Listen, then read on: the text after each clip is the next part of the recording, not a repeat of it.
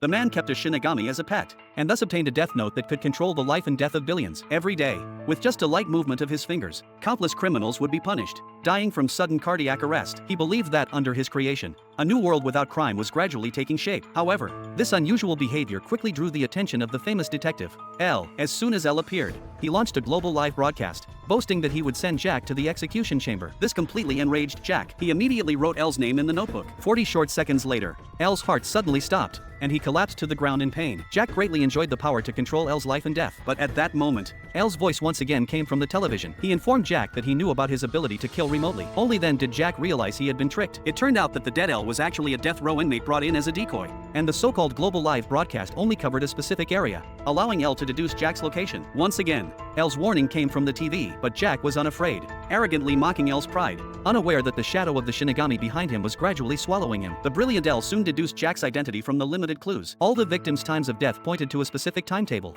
and this timetable closely resembled a university class schedule. Thus, L concluded that Jack was likely a university student, and there was only one university in the entire region. This further narrowed down the search for Jack's location, but no one expected that the serial killer was actually the son of the police chief, who had learned the latest developments of the case from his father's computer. To confuse L, Jack decided to judge and execute a death row prisoner every hour. This move completely stalled the investigation, and some agents even began to think L's deductions were wrong. But L did not think so. He believed Jack's sudden change of behavior meant he had discovered some important information. He then suspected that Jack was likely a family member of an internal investigator. L immediately conducted a secret investigation into all investigators whose families had university students. Jack was among them, but without L's name, he could do nothing. That night, however, Jack discovered a secret that could turn the tide.